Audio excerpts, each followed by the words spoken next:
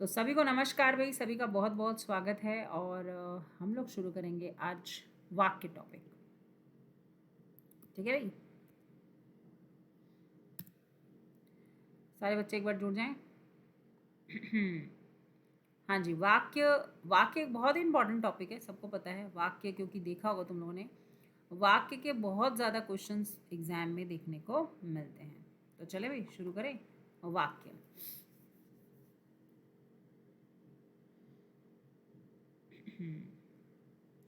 अब ये वाक्य खुल गया ये, एक सेकेंड रुकोगे भाई।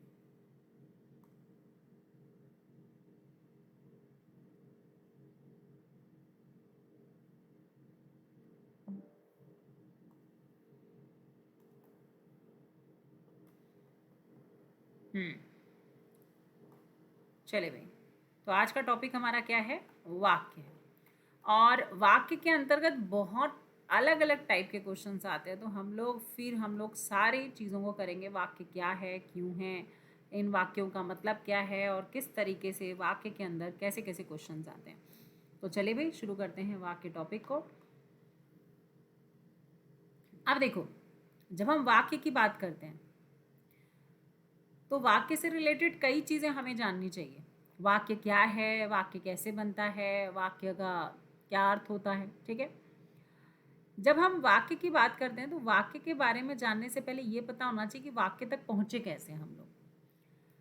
तो हमारे पास एक ना भाषा विकास का क्रम है। हम जब वाक्य की संरचना बनाते हैं या वाक्य तक पहुंचते हैं तो सबसे पहले हम वर्ण को पहचानते हैं।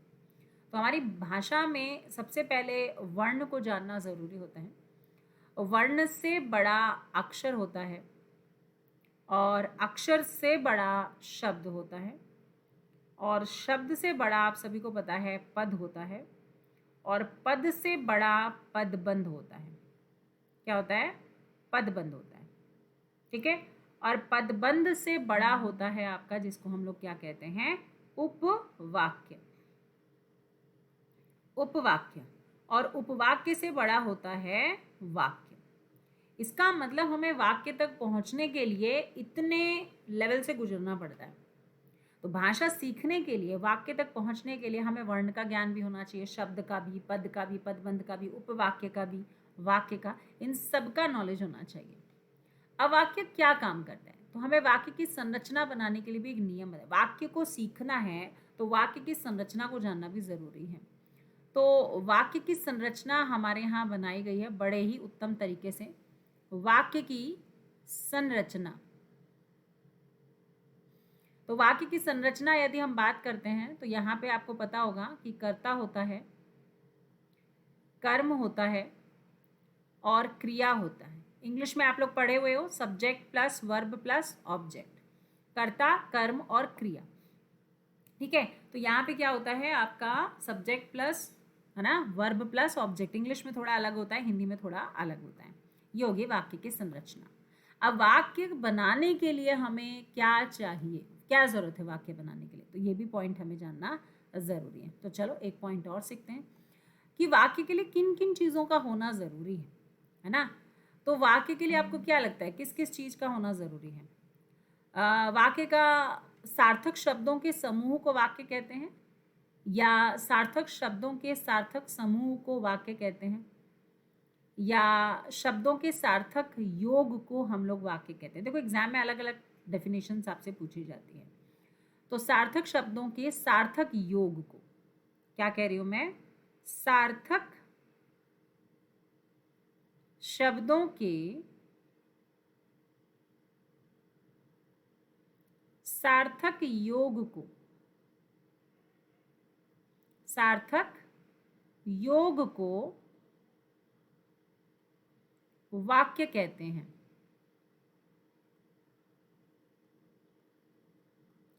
क्या कहते हैं भाई? वाक्य कहते हैं। देखोगे यहां पे मैंने एक डेफिनेशन लिखी हुई है, दिख रहा है स्क्रीन पे आप लोगों को? क्या लिखा हुआ है कि सार्थक शब्दों के व्यवस्थित व क्रमबद्ध समूह को जिससे एक अपेक्षित अर्थ प्रकट होता है उसे हम वाक्य कहते हैं। तो वाक्य के लिए हमें क्या क्या चीज जरूरी है? एक तो व्यवस्थित होना, ठीक है, दूसरा क्रमबद्ध होना। अब क्रमबद्ध और व्यवस्था दोनों अलग अलग चीजें होती हैं, सेम चीज नहीं है। तीसरा सार्थक योग होना, ध्यान रखना, सार्थक योग होना। और नेक्स्ट आपको ध्यान रखना है सार्थक शब्द होना। शब्द भी तो सार्थक होने चाहिए, नहीं तो उनका योग का क्या मतलब है ना। और अपेक्षित अर्थ निकलना चाहिए, मतलब जो आप कहना चाहते हैं सामने वाला उसको एज इट इज ले। मैं कह कुछ रही हूं और सामने वाला कुछ और समझे तो क्या होगा, वो वाक्य कहलाएगा क्या? नहीं। तो आपको ध्यान में रखना है कि जब हम वाक्य बनाते हैं तो उसका अर्थ भी निकलना चाहिए, अपेक्षित अर्थ निकलना चाहिए, है ना। जिस वे के लिए मैं बोल रही हूँ, जिस वे में बोल रही हूँ, जैसे बोलते हैं ना, हम लोग बोलते हैं रोको मत जाने दो, रोको मत जाने दो, रोको मत जाने दो। अलग अलग सेंस में बोल रही हूँ मैं, सेम सेंटेंस है, वही वर्ड है, रोको मत जाने दो, ठीक है। अब ये मेरे बोलने पे डिपेंड करता है कि सामने वाला क्या समझेगा। मान लो मैं किसी से बहुत प्यार करती हूँ और वो जा रहा है, तो मैं उसे क्या कहूँगी, रोको मत जाने दो। तो सामने वाले को समझ आना चाहिए ना कि क्या कह रही है, रोको मत जाने दो। बट अगर मुझे कोई बिल्कुल पसंद नहीं है, एकदम ही सख्त नफरत है, उसके रहने या रहने ना रहने से कोई फर्क नहीं पड़ता, तो मैं क्या कहूँगी, रोको मत जाने दो। आ रहा है समझ में? तो जो मैं कहना चाहती हूँ, देखो सेम शब्द है, क्रम भी है, सेम सेंटेंस है, पर अपेक्षित अर्थ का मतलब है कि भाई जिस सेंस में मैं बोलना चाहती हूँ वो पहुँचे। अब जैसे मान लो मैं यहाँ पे लिखूँ, जैसे हम बहुत सारे ऐसे शब्द लिखते हैं, है ना, जिसमें आपको लगता है कि बोल क्या रहे हैं। जैसे तुमने कुशासन, कुशासन, अब इस ये शब्द है, एक शब्द है सिंपल सा, और मैं कहूँगी कुश आसन, तो क्या समझ आया तुम्हें, कुश से बना हुआ आसन, और कहूँगी कुशासन, बुरा शासन। तो आपके बोलने के तरीके का, आपके वाक्य को प्रदर्शित करने का तरीके का, उससे आपका अपेक्षित अर्थ निकलना चाहिए, ठीक है। तो चलो भाई, तो वाक्य तो आपको समझ आ गया, वाक्य किसको बोलते हैं। अब वाक्य को समझने के लिए वाक्य के 2 अंग पढ़ना भी जरूरी है। वाक्य के अंग, अब वाक्य के कितने अंग होते हैं बताओ भी फटाफट कमेंट करके, वाक्य के कितने अंग होते हैं। तो वाक्य के मुख्य रूप से 2 अंग होते हैं। पहला होता है जिसको हम कहते हैं उद्देश्य, और दूसरा होता है जिसको हम कहते हैं विधेय। आप इंग्लिश में इसको सब्जेक्ट एंड प्रेडिकेट के नाम से तुम लोग इसको जानते हो। तो चलो थोड़ा सा पढ़ते हैं कि उद्देश्य क्या है और विधेय क्या है, ठीक है। जब हम उद्देश्य की बात करते हैं, किसकी बात करते हैं, हम उद्देश्य की बात करते हैं। तो चलो एग्जाम्पल के साथ इसको करते हैं। तो वाक्य के 2 अंग, एक उद्देश्य और विधेय। तो एक डेफिनेशन अगर हम लोग बात करें तो उद्देश्य किसको बोलेंगे हम लोग, बताओ, पार्टिसिपेट जरूर किया करो। और विधेय किसको बोलेंगे, उद्देश्य और विधेय। ध्यान रखना, वाक्य में जिसकी बात हो रही है, वाक्य में जिसके बारे में बात हो रही है, जिसके बारे में बात हो रही है,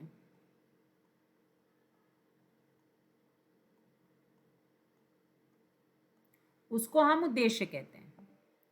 और विधेय क्या होता है,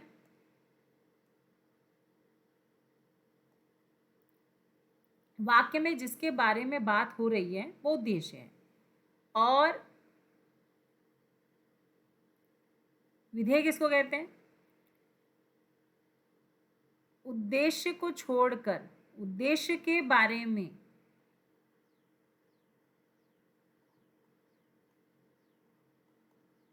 जो भी बताया जाए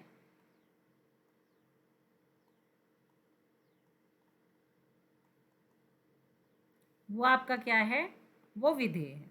चलो इसको थोड़ा सा एग्जाम्पल से समझाती हूँ। जैसे मान लो मैं यहाँ लिखती हूँ राम घर जा रहा है। एक वाक्य लिखा मैंने आपके सामने, राम घर जा रहा है। किसके बारे में बात हो रही है, राम के बारे में बात हो रही है। तो राम यहाँ करता है, ठीक है। तो राम के बारे में बात हो रही है, इसलिए राम यहाँ पर उद्देश्य है। किसके बारे में बात हो रही है, राम के बारे में। तो राम यहाँ उद्देश्य है। और घर जा रहा है, यहाँ से लेकर यहाँ तक ये विधेय है। तो राम के बारे में क्या बात हो रही है कि कहाँ जा रहा है, वो घर जा रहा है। समझ आ रहा है। चलो इसको थोड़ा सा और स्टैंडर्ड से बात करते हैं। मोटा काला लालची लाला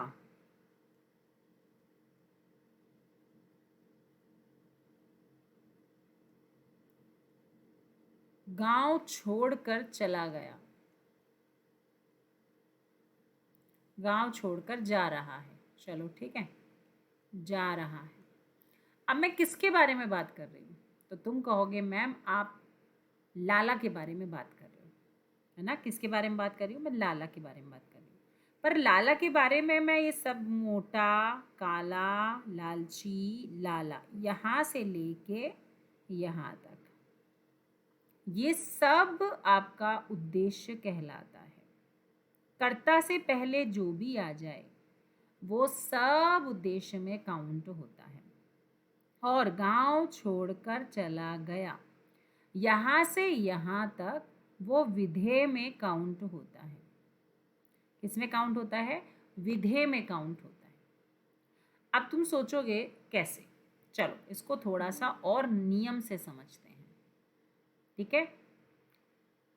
देखो जब हम बात करते हैं ना उद्देश्य और विधेय की, तो वाक्य के अंग की बात करते हैं। वाक्य के दो अंग,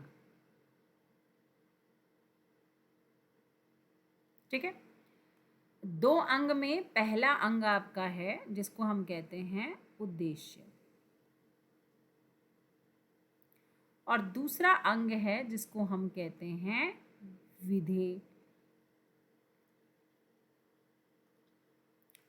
उद्देश्य के अंदर दो चीजें आती हैं। उद्देश्य के अंदर क्या आती हैं, कर्ता प्लस कर्ता का विस्तार। कर्ता का विस्तार, एक तो कर्ता कौन है और कर्ता के बारे में बताया क्या जा रहा है, उसको हम उद्देश्य कहते हैं।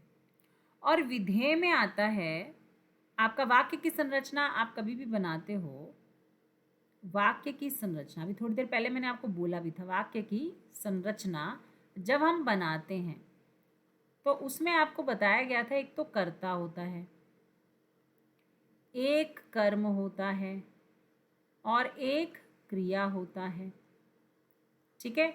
तो आपको माइंड सेट करके रखना है कि यहाँ पे जो ये कर्ता है वो तो उद्देश्य होता है, ठीक है। और जो कर्म और क्रिया होती है ये आपका विधेय होता है। क्या होता है, विधेय होता है, ठीक है। तो सेम हम लोग यहाँ पे भी उसी चीज को समझ रहे हैं। तो विधेय में क्या होगा, कर्म होगा और विशेषण, कोई मान लो संज्ञा शब्द है या कोई कर्म है तो उसकी विशेषता कुछ बता रहे हो या कुछ तो व्याख्या बता रहे हो, तो कर्म का विस्तार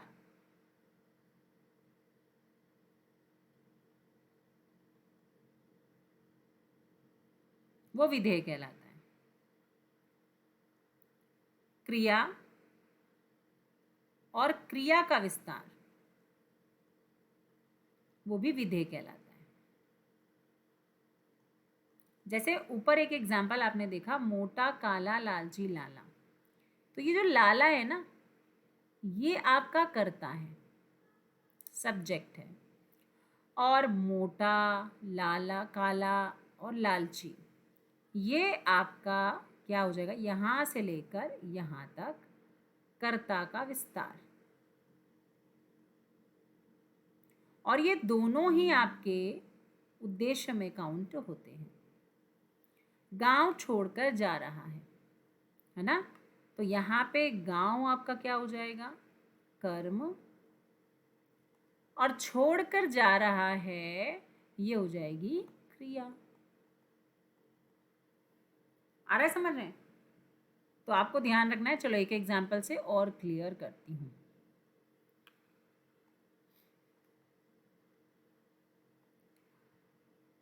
हाँ, सुंदर, सुशील, प्यारी सी कन्या,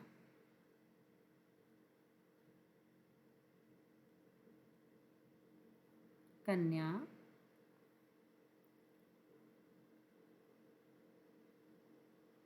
महान पंडित के घर में जन्मी है। ठीक है, मैंने एक एग्जाम्पल लिखा, दिख रहा है ना सबको, विजिबल है?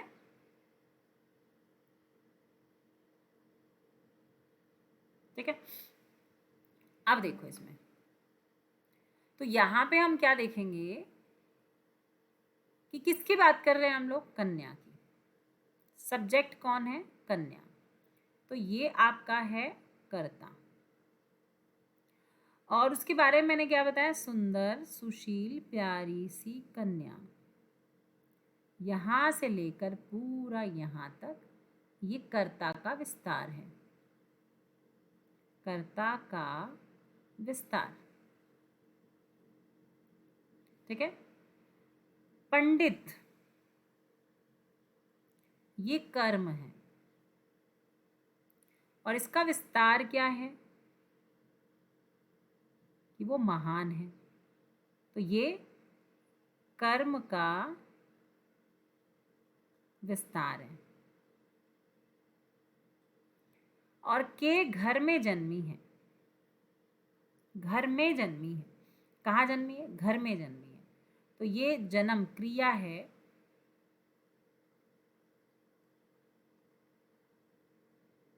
और ये क्रिया का विस्तार है।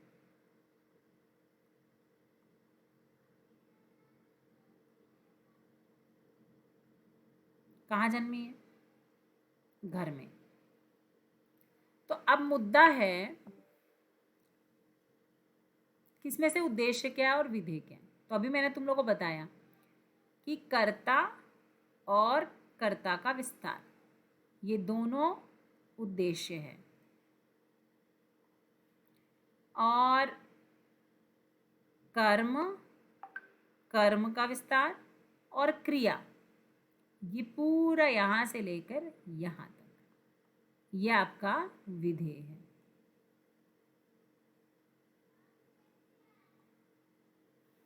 आ रहा है समझ में? मेरे ख्याल से यहां तक क्लियर होगा क्या होता है उद्देश्य और क्या होता है विधेय। चलो, कोई भी सेंटेंस आप लिख सकते हो उद्देश्य और विधेय में।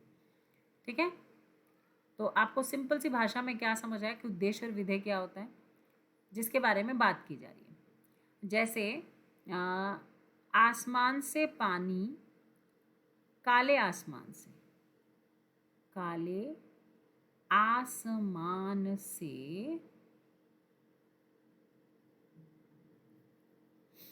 छम छम, है ना, छम छम बारिश, बारिश, बारिश नहीं, देसी भाषा में बारिश बोलते हैं, ऐसा भी लिख सकते हो बारिश, छम छम बारिश हो रही है।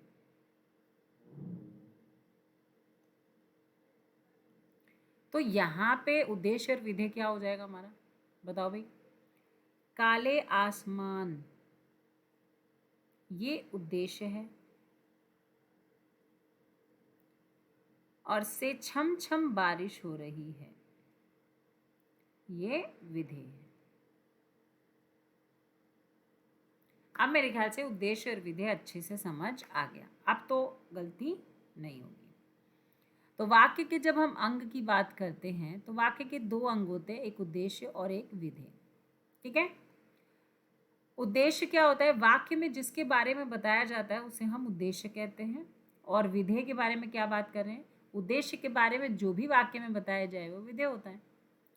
कर्ता और कर्ता का विस्तार उद्देश्य है, वैसे ही कर्ता को छोड़कर, है ना, वाक्य में जो भी शेष बचता है वो आपका विधेय है। तो इसमें दो चीजें आती हैं, एक कर्म, कर्म का विस्तार, क्रिया और क्रिया का विस्तार।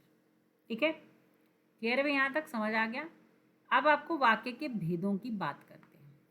वाक्य के भेद की यदि बात करें तो वाक्य के भेदों में आपको ध्यान रखना है कि अर्थ के आधार पर 8 प्रकार होते हैं और रचना के आधार पर 3 प्रकार होते हैं।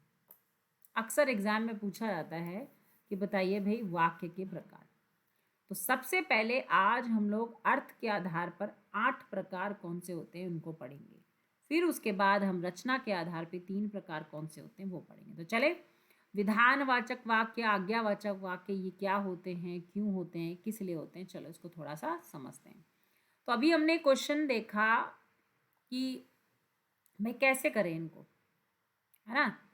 तो जब हम वाक्य की बात करते हैं तो वाक्य के अंतर्गत 2 भेदों की बात की गई है, एक अर्थ के आधार पर, एक रचना के आधार पर। रचना में हम लोग पढ़ेंगे कि सरल वाक्य क्या होता है, मिश्र वाक्य क्या होता है, संयुक्त वाक्य क्या होता है। और जब हम लोग बात करते हैं अर्थ के आधार पर तो सेंस क्या निकल रहा है। जैसे मैं नहीं जाऊंगी, इसका सेंस क्या निकल रहा है? नहीं वाला, नकारात्मक वाक्य। इंग्लिश में पढ़ते हैं नेगेटिव सेंटेंसेस, है ना।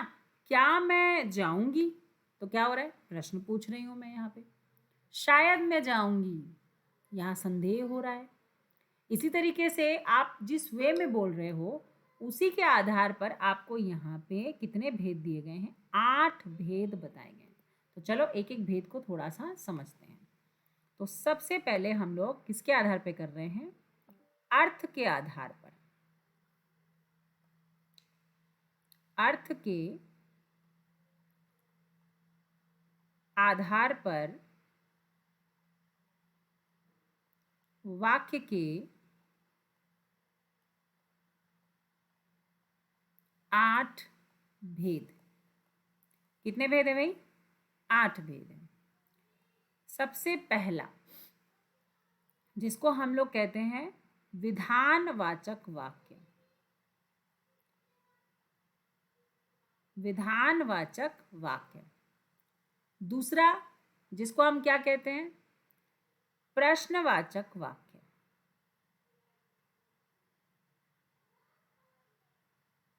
जिन्हें नाम याद है वो कमेंट करेंगे। तीसरा क्या होगा बताओ? प्रश्नवाचक के बाद क्या आता है? इच्छावाचक। सुना है कभी इच्छावाचक क्या होता है? इच्छावाचक वाक्य।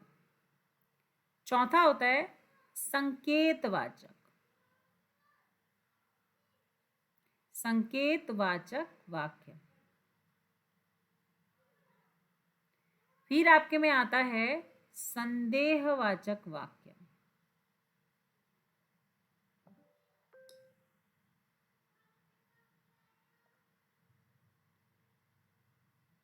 फिर आता है नकारात्मक वाक्य, जिसको निषेधात्मक भी बोल सकते हैं।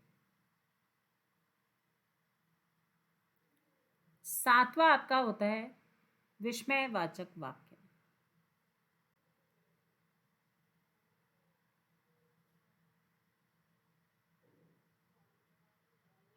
और आठवां होता है आज्ञावाचक वाक्य।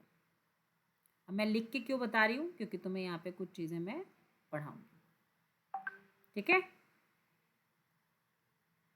तो यहाँ पे हम लोग देखेंगे कि विधानवाचक क्या होता है। अच्छा, प्रश्नवाचक में कैसे वर्ड्स आते हैं?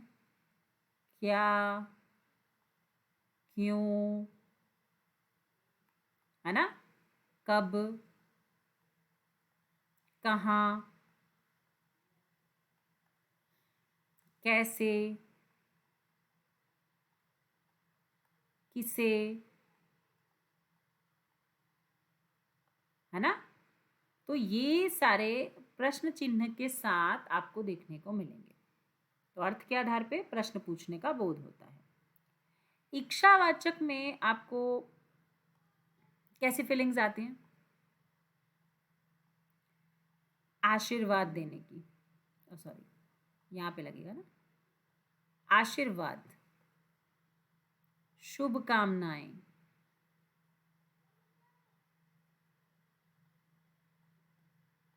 ठीक है, दुआ,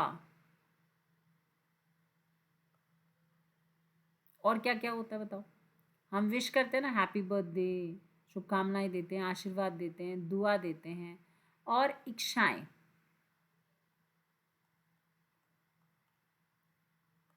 चाहत, मैं ये खाना चाहती हूँ, मेरी इच्छा ये है, मैं ये बनना चाहती हूँ, ये सब यहाँ पर आते हैं, ठीक है।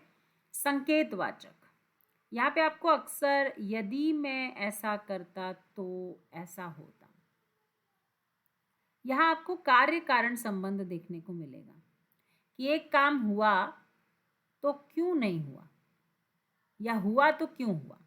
कार्य कारण संबंध मतलब यदि बारिश होती तो फसल अच्छी होती, संकेत दे रहा है ये नहीं हुआ इसलिए वो नहीं हुआ, और ये हुआ है इसलिए वो हुआ है।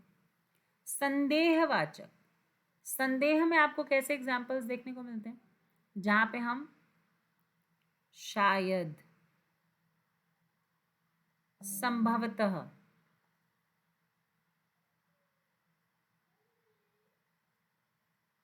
हो सकता है, ऐसे वर्ड्स देखने को मिलते हैं। लगता है, या फिर हो या होगा का इस्तेमाल आपको देखने को मिलता है। संदेह, शायद होगा, लगता है, हो, जाता हो, खाता हो, या होगा। नकारात्मक में आपको कैसे एग्जाम्पल्स देखने को मिलते हैं? जहां पे आपको सेंटेंस में नहीं, मत, ना या नटने का बोध होता है, इनकार करने का बोध होता है।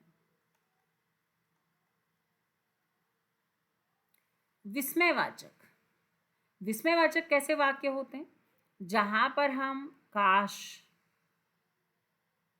ये चिन्ह, हाय, छी, हट, ऐसे आपको देखने को मिलता है। और आज्ञावाचक में आप ऑर्डर देते हो, सुनो, इधर आओ, बैठ जाओ, अपनी किताब निकालो, आज्ञा देना, ऑर्डर देना। और जब जब ये सब नहीं आए ना तो वो विधानवाचक है। सामान्य जानकारी, यूनिवर्सल ट्रूथ, वो आपका आता है विधानवाचक में। आया समझ में? तो कुल मिला के अर्थ के आधार पे मैं कहूंगी, जैसे एक वाक्य को हम लोग देखते हैं, है ना, समझ आ रहा है? ये तो आपको अच्छे से क्लियर हो रहा है। मान लो हम एक वाक्य देखते हैं विधानवाचक में, तो मैं यहाँ लिखूंगी कि राम जा रहा है। जैसे चलो एक सेंटेंस को हम लिख के प्रैक्टिस करते हैं। इसको थोड़ा जूम करूँ, जूम करने से हमें होगा कि नहीं होगा। चलो, जैसे मैं यहाँ पे लिखूंगी कि किसी और कलर से लिखूँ, दिखाई देगा? इसी से दिख जाएगा। चलो, राम, सिंपल बता रही, राम जाता है, तो ये विधानवाचक है। या मैं नीचे लिखती हूँ, चलो इनको थोड़ा सा क्लियर करते हैं। या दिख रहे हैं तुम्हें, है ना? विधानवाचक तो इसी पे एग्जाम्पल में लिख के बताती हूँ तुम लोग को। इसको थोड़ा जूम करते हैं और इस पर लिखते हैं, ठीक है, ताकि और अच्छे से समझ आए। दिख रहा है ना सबको? विजिबिलिटी प्रॉपर है। अब देखो, मैं यहीं पे आपको एग्जाम्पल्स लिख के बताती हूँ। जैसे मैं कहूँगी, थोड़ा सा इसको पतला कर देते हैं, चलो भाई, अगर मैं लिखूं यहाँ पे कि राम जाता है, तो ये विधानवाचक है। ठीक है, क्या राम जाता है, तो ये प्रश्नवाचक है। शायद राम जा रहा है,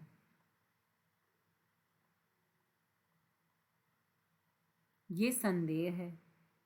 हो सकता है राम जा रहा है ना। विस्मय, हाय राम जा रहा है, बड़ा दुख हो रहा है उसे, राम जा रहा है, तो ये आपका क्या हो जाएगा, विस्मयवाचक। राम जाओ, राम जाओ, अभी जाओ, तो यह आज्ञावाचक है। राम को जाना चाहिए, है ना, राम को जाना चाहिए। राम जाना चाहता है, राम जाना चाहता है, या फिर राम डॉक्टर बनना चाहता है, ऐसा कुछ भी आप लिख सकते हो। संकेतवाचक, यदि राम जाता, यदि राम जाता तो अवश्य सफल होता।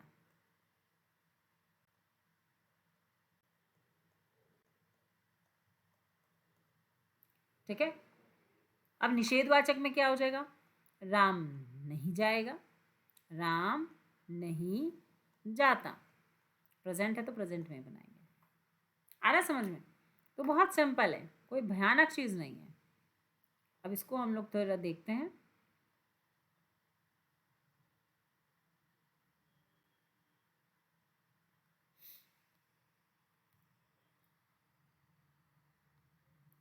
तो हम लोग अर्थ के आधार पर वाक्य के 8 भेद जो हैं उनको पढ़ेंगे। ठीक है, तो चलो देखते हैं। सबसे पहला हम लोग पढ़ते हैं विधानवाचक वाक्य। देखो, दिख रहा है सबको, विजिबल है? हाँ, तो विधानवाचक वाक्य क्या होता है? विधानवाचक वाक्य का मतलब होता है, तो विधानवाचक वाक्य जिन वाक्यों से किसी क्रिया के करने या होने की सामान्य सूचना मिलती है उन्हें हम विधानवाचक वाक्य कहते हैं। ये वाक्य निश्चयवाचक और स्वीकारात्मक होते हैं। किसी के अस्तित्व का बोध भी इसी प्रकार के वाक्यों से होता है। अस्तित्व का बोध मतलब बुद्ध महान थे, है ना, तो इस तरीके का। महात्मा गांधी अहिंसा प्रिय थे, तो जो किसी के अस्तित्व के बारे में बता रहे हैं वो सच बोलता है, तो ये भी विधानवाचक वाक्य है। जैसे यहाँ पे देखोगे कि सूर्य प्रातः काल निकलता है, रमेश लिखता है, मैं कल दिल्ली गया था, मोहन 8वीं कक्षा में पढ़ता है। एक सामान्य जानकारी जहाँ पर मिलती है उसको हम विधानवाचक वाक्य कहते हैं। ठीक है, निषेधवाचक वाक्य। निषेधवाचक वाक्य का मतलब होता है जहाँ पर नकारात्मक वाक्य भी कहते हैं इसको, जहाँ पर हमें नहीं का बोध होता है। तो जिन वाक्यों में निषेध या ना हो का बोध हो उन्हें हम निषेधवाचक वाक्य कहते हैं, या नकारात्मक वाक्य भी कहते हैं। मैं आज नहीं पढ़ूंगा, आज शिक्षक कक्षा में नहीं आए, राधा नृत्य नहीं करेगी, मोहन आज स्कूल नहीं जाएगा, वहां मत जाओ। मत का प्रयोग भी होता है, मत जाओ। ठीक है, तो वहां मत जाओ, वहां मत बैठो, ऐसे एग्जाम्पल्स भी आपके निषेध में आते हैं। प्रश्नवाचक वाक्य। प्रश्नवाचक वाक्य का मतलब होता है जहां पे हम प्रश्न पूछते हैं। तो जिन वाक्यों में प्रश्न किया जाता है, अर्थात कोई बात पूछी जाए, उन्हें प्रश्नवाचक वाक्य कहते हैं। क्या तुम खाना खाओगे? तो प्रश्नवाचक में 9WH फैमिली सबको पता है। क्या, क्यों, कैसे, कब, कहाँ, किसने, किसको, किससे, है ना। तो क्या तुम, सबसे बड़ी पहचान है आपको ये क्वेश्चन मार्क। क्वेश्चन मार्क नहीं तो सेंटेंस गलत। तो क्या तुम खाना खाओगे? तुम कहाँ रहते हो, इस घर में कौन रहता है और तुम्हारा नाम क्या है। विस्मय आदि वाचक वाक्य, इसमें आश्चर्य की बात करते हैं हम लोग। हर्ष, शोक, घृणा आदि भावों को व्यक्त किया जाता है। इसकी खास पहचान है विस्मय आदि बोधक चिन्ह। तो आह कितना सुंदर दृश्य है, अरे तुम आ गए, ओह मेरा सिर फटा जा रहा है, छी कितने गंदे रहते हो तुम। ठीक है, आगे बढ़ते हैं। आज्ञावाचक या इसको विधिवाचक वाक्य भी कहते हैं। इसमें हम आज्ञा या अनुमति का बोध होता है। आप चुप रहिए, अपना अपना काम करो, आप जा सकते हैं, दिनेश को बुलाओ, अपने घर चले जाओ, वहां बैठ जाओ, मत बोलो, चुप रहो, ये सब ऑर्डरेबल है। तो यहाँ पे आज्ञा देने का बोध होता है। इच्छावाचक वाक्य, वक्ता की इच्छा, आशा, शुभकामनाएं, आशीर्वाद आदि को व्यक्त करते हैं। जैसे भगवान आपको सफलता प्रदान करे, आशीर्वाद है। ईश्वर तुम्हें दीर्घायु दे, दूधो फूलो पूतो ना हो, आप परीक्षा में सफल हो, दीपावली की शुभकामनाएं, जन्मदिन की ढेर सारी शुभकामनाएं, है ना, खूब बढ़ो खूब बधो, बोलते हैं ना बड़े लोग। तो ये सब आपके इच्छावाचक में आता है। संदेहवाचक, संदेहवाचक वाक्य का मतलब होता है जहां डाउट हो, किसी काम के होने में संदेह का बोध हो। शायद वह चला गया, वह पढ़ रहा होगा। तो इसमें मैंने बताया था कैसे कैसे वाक्य हो सकते हैं संदेह में। हो सकता है, शायद, होगा, हो, लगता है ये सारे जो हैं संदेहवाचक के अंतर्गत होगा। तो होगा आ गया, वह आ गया होगा, संभवतः आज धूप निकले, हो सकता है वह कल आएगी, है ना। ऐसे कुछ भी वाक्य आप ले सकते हो। संकेतवाचक वाक्य, जिन वाक्यों से एक क्रिया के दूसरी क्रिया पर निर्भर होने का बोध होता है ना, उसको संकेतवाचक कहते हैं, या कार्य कारण या हेतुवाचक भी कहते हैं, जो हम हेतु हेतु मत भूत में पढ़े थे। तो इसमें अक्सर आपको क्या देखने को मिलता है, यदि और तो। यदि पानी ना बरसता तो फसल सूख जाती, यदि तुम आते तो मैं चला जाता, यदि परिश्रम करते तो सफल हो जाते, यदि दवाई लेता तो स्वस्थ हो जाता, यदि पढ़ोगे तो पास हो जाओगे। ठीक है, तो इसका मतलब कुल मिलाकर आपको यहाँ पर कैसी चीज़ें देखने को मिलती हैं, डिपेंडेबल, कार्य कारण संबंध बताती है। तो यहाँ पर हमारा अगर हम बात करें तो हम लोग जो दो भेद हैं हमारे पास, उनमें से हमने एक भेद को बहुत अच्छे से कंप्लीट किया। कौन से वाले को, इस वाले को। ठीक है, तो सबको मेरे ख्याल से बहुत अच्छे से क्लियर हो गया होगा। तो हमने ये वाला पार्ट ख़त्म किया है। नेक्स्ट क्लास में हम रचना के आधार पे करेंगे। तो उम्मीद करती हूँ आप लोग को सेशन पसंद आ रहा है ना, समझ आ रहा है। तो भाई अपने डाउट्स ज़रूर कमेंट करिएगा। थैंक यू सो मच, मिलते हैं नेक्स्ट क्लास में नए टॉपिक के साथ। चलिए बाय बाय, टेक केयर।